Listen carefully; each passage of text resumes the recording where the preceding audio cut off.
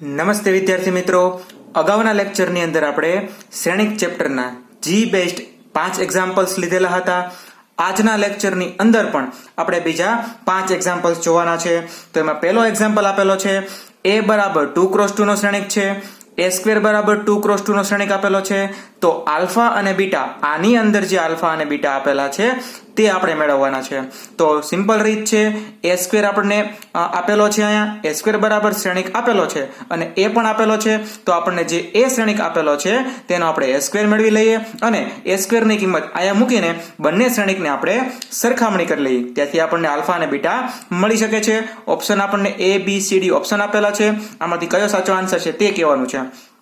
તો a square માટે a into a મેળવતા આપણને મળે છે a સ્ક્વેર વત્તા b સ્ક્વેર, a વત્તા b, a વત્તા ab વત્તા ab એટલે 2ab મળશે. તો આ રીતે આપણને a સ્ક્વેર નો આન્સર મળે છે.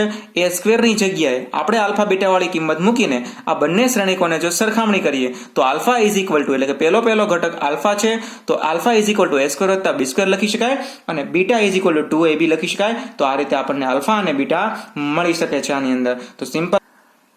ત્યારબાદ એના પછીનો એક્ઝામ્પલ છે, એમાં a બરાબર 3 ક્રોસ 3 નો શ્રેણિક આપેલો છે, જ્યાં એક ઘટક a આપેલો છે, બીજો એક ઘટક છે તે b આપેલો છે. તો આ દાખલા ઉપરથી આપણને એટલો આઈડિયા આવી શકે છે કે a અને b આપણે મેળવવાના છે. તો રકમમાં શું કીધેલું છે કે આ શ્રેણિક જે છે તે શ્રેણિક છે એ સેટિસ્ફાય કરે છે. કયા ઇક્વેશનને સેટિસ્ફાય કરે છે? તો કે a into a raise to t, a raise to t એટલે કે પરિવર્ત શ્રેણિક is equal to 9i, then order pair a and b મેળવો. તો આપણે a b મેળવવાના છે આની અંદર. આ ઇક્વેશનને સેટિસ્ફાય કરે છે તો આપણે a અને into a raise to t મેળવવાનું છે અને એને સરખામણી કરવાની છે શ્રેણિકોની સમાનતાના આધારે 9i સાથે. તો a ની કિંમત આપણે અહીં મૂકેલી છે અને a રેસ ટુ t એટલે કે આનો આપણે પરિવર્ત શ્રેણિક મેળવવાનું છે. એટલે બધી જ જે હાર છે તેને આપણે કોલમમાં ફેરવી નાખશું.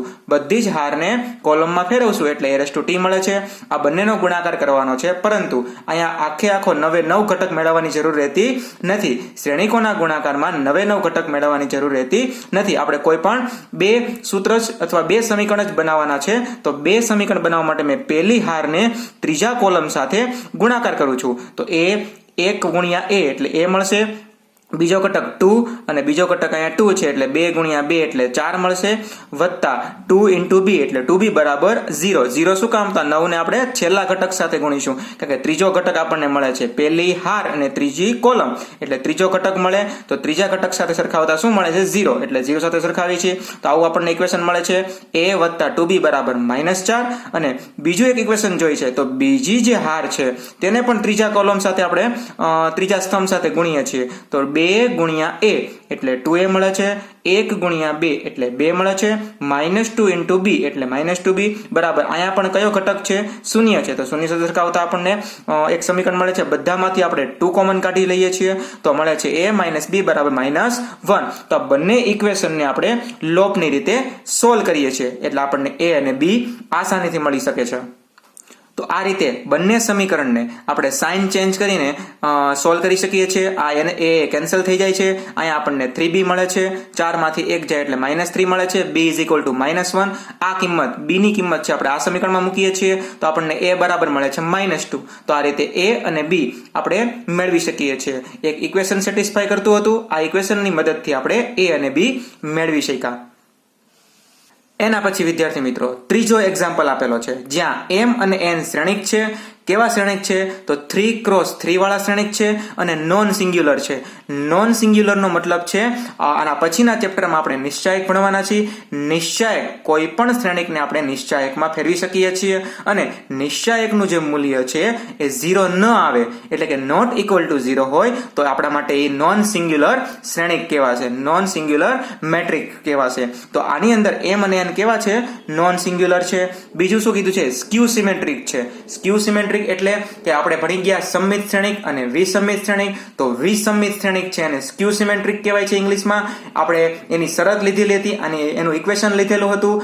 સ્ક્યુ સિમેટ્રી મેટ્રિક્સ એટલે કે વિસમિત શ્રેણિકને શું કહેવાય છે? તો કે કોઈ પણ શ્રેણિકનો પરિવર્ત શ્રેણિક કરીએ ત્યારે કોના ઇક્વલ ટુ આવે છે? માઇનસમાં ઇક્વલ ટુ માં આવે છે. એટલે કે m રેસ ટુ t કરીએ તો આપણને શું મળે છે? -m મળે છે. એ રીતે n રેસ ટુ t કરીએ, n નું પણ પરિવર્ત શ્રેણિક કરીએ તો પણ શું મળે છે? -n મળે. કારણ કે વિસંમિત શ્રેણિક છે. તો અહીંયા સુધી આપણને ખબર પડી ગઈ. બીજું આપણને રકમમાં કીધું છે m ઇન્ટુ n કરો કે n ઇન્ટુ m કરો, બંને કેવા છે? અહીંયા ઇક્વલ છે. હકીકતમાં શ્રેણિકોના ગુણાકાર ઇક્વલ થતા નથી, પરંતુ આપણને અહીંયા કન્ડિશન આપેલી છે કે m into n is equal two n into m કરવાથી બંને કેવા આવે છે? ઇક્વલ આવે છે. તો આપણને શું મેળવવાનું કીધું છે કે m square n square m raise to t into n આખા કાઉન્સનો inverse m into n inverse આખા કાઉન્સ ઉપર ટ્રાન્સપોઝ ઇઝ ઇક્વલ ટુ શું આવે? તો વિદ્યાર્થી મિત્રો આપણને અત્યારે આવું કીધેલું છે. આપણે અલગથી હું એનો દાખલો ગણીને દેખાડું છું તમને.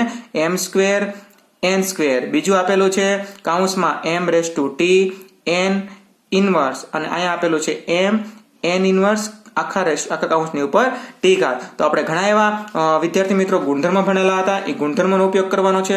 મેં થોડા એવા ગુણધર્મો અહીંયા લખેલા છે કે a રેસ ટુ t અને એનું જો t કરી એટલે મતલબ કે પરિવર્તનનું પરિવર્ત શ્રેણિક કરીએ છીએ તો આપણને a મળે છે.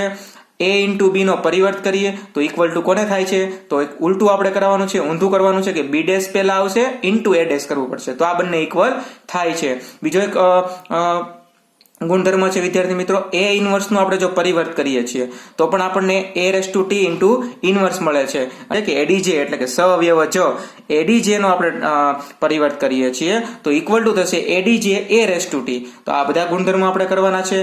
તો આ ગુણધર્મોનો ઉપયોગ આપણે જો અહીંયા કરીએ તો m સ્ક્વેર આપણે એમને રાખીએ છીએ, n સ્ક્વેર પણ એમને રાખીએ છીએ. આ ઇનવર્સ છે તો ઇનવર્સમાં આપણે ભણી ગયા n પહેલા લખાય છે એનો ઇનવર્સ, અને m રેસ ટુ t એનો પછીથી અલગથી ઇન્વર્સ કરીએ છીએ. તો આ એક ગુણધર્મનો ઉપયોગ આપણે કર્યો છે. એ જ રીતે અહીંયા ટ્રાન્સફોર્મ માટે પણ પરિવર્ત માટે પણ એ જ ગુણધર્મ છે કે બેની અદલા બદલી, n ઇનવર્સ 1 પહેલા એનું આપણે પરિવર્ત કરશું અને m નું પરિવર્ત પછી કરશું. તો આ રીતે આપણે ગુણધર્મનો યુઝ કર્યો છે. હવે અહીંયા n સ્ક્વેર છે તો n સ્ક્વેર ના આપણે n ઇન્ટુ n ભાગ કરી શકીએ છીએ. n સ્ક્વેર એમને અહીંયા m રેસ ટુ t છે તો રકમમાં આપણને કીધેલું છે m રેસ ટુ t ની જગ્યાએ માઇનસ m મૂકી શકીએ કારણ કે વિસંમિત શ્રેણિક છે. તો આની જગ્યાએ આપણે મૂકીશું માઇનસ m ઇનવર્સ એમને રાખીએ છીએ. n ઇનવર્સમાં આપણે આ ગુણધર્મનો યુઝ કરી શકીએ છીએ. આ બેની અદલા બદલી કરી શકાય તો n રેસ ટુ t અને પછી ઇનવર્સ લખી શકાય. પાછું m રેસ ટુ t આવ્યું તો m રેસ ટુ t ની જગ્યાએ આપણે માઇનસ m મૂકી શકીએ છીએ. અહીંયા સુધી ખ્યાલ આવ્યો. હવે n ઇન્ટુ n ઇનવર્સ, તો આપણે એક ગુણધર્મ છે n અને n ઇન્ટુ n ઇનવર્સ, એ બંને આપણે શું કરીએ છીએ એની જગ્યાએ આપણે લખી શકીએ છીએ એકમ શ્રેણિક એટલે કે i લખી શકીએ છીએ. આ ગુણધર્મ છે અગાઉના ચેપ્ટરની અંદર કે નિશ્ચાયકની અંદર આવશે. તો યાદ રાખજો વિદ્યાર્થી મિત્રો કે n ઇન્ટુ n ઇનવર્સ એટલે કે કોઈ પણ જે શ્રેણિક છે તેનો વ્યસ્ત શ્રેણિક છે એ બંનેનો જો ગુણાકાર કરીએ છીએ તો આપણને શું મળે છે? એકમ શ્રેણિક મળે છે. તો આ બધી ખબર પડી. n એમને i એમને માઇનસ આપણે આગળ લઈ લઈએ ધારો કે, તો અહીંયા શું વધે છે? m ઇનવર્સ વધે છે. n રેસ ટુ t આવ્યા તો એ પણ ગુણધર્મ છે. n રેસ ટુ મતલબ આ રકમમાં આપેલું છે. n રેસ ટુ t ની જગ્યાએ માઇનસ n મૂકી શકીએ છીએ. તો આની જગ્યાએ આપણે માઇનસ n મૂકીએ છીએ અને આ માઇનસ m તો હતા તો આ માઇનસ માઇનસ પ્લસ થઈ જશે. હવે આગળ નામ કરી શકશું આપણે m ના પણ ભાગ પાડીએ છીએ. તો m ના ભાગ પાડીએ છીએ m ઇન્ટુ m. હવે આ mn છે તો mn પણ આપણને એક રકમમાં આપેલું છે કે mn બરાબર nm. હવે m ઇન્વર્સ આપણે એમને રાખીએ છીએ, n ઇન્વર્સ એમને અને m પણ એમને રાખીએ છીએ. આ જ રીતે હવે માઇનસ m તો આ m ઇન્ટુ m ઇન્વર્સ પાછું આવ્યું. જે રીતે n into n inverse i થતું હતું એકમ શ્રેણિક, તો આ પણ એક ગુણધર્મ છે m into m inverse i થશે. એટલે n into i into n inverse into m. એકમ શ્રેણિક સાથે આપણે કોઈ પણ મલ્ટીપ્લાય કરીશું શ્રેણિકનો એટલે પોતે n જ આવશે. અહીંયા n ઇન્વર્સ m પાછું n ઇન્ટુ n ઇન્વર્સ આવ્યું ને આપણે i મૂકી શકીએ છીએ એટલે m into i into m એટલે અહીંયા આન્સર આવશે m square. m into i એટલે m જ થશે એટલે અહીંયા આવશે m સ્ક્વેર. તો આ છે આપણો આન્સર. તો આનો આન્સર આવે છે m સ્ક્વેર. તો આ રીતે આપણે દાખલો ગણી શકીએ છીએ વિદ્યાર્થી મિત્રો. તો આનો આન્સર આવશે m સ્ક્વેર. તો આ રીતે આપણે ગુણધર્મનો ઉપયોગ કરીને આનો આન્સર મેળવી શકશું માઇનસ m સ્ક્વેર. એના પછીનો એક્ઝામ્પલ છે વિદ્યાર્થી મિત્રો, A is an 3x3 non singular. પાછું નોન સિંગ્યુલર મેટ્રિક્સ આવ્યું. એનો મતલબ નોન સિંગ્યુલર મેટ્રિક્સ કોને કહેવાય છે કે એનો જો નિશ્ચાયક મેળવવામાં આવે, એનો જે નિશ્ચાયક કરીને મૂલ્ય મેળવવામાં આવે છે તો નોટ ઇક્વલ ટુ 0 થાય છે. સચ that a into a raise to t બરાબર a raise to t into a થાય છે. એક આપણને શરત આપેલી છે, એક ઇક્વેશન આપેલું છે કે a into a raise to t બરાબર થાય છે a raise to into a અને b બરાબર a inverse into a raise to t. તો b બરાબર એક રકમ આપેલી છે. Then b into b raise to t મેળવવાનું છે. શું મેળવવાનું છે વિદ્યાર્થી મિત્રો? b into b raise to T આપણને ઓપ્શન આપેલા છે આઈ વત્તા બી, આઈ, બી ઇનવર્સ અને B inverse raise to T. તો આમાંથી કયો ઓપ્શન છે સાચો છે તે આપણે કહેવાનો છે.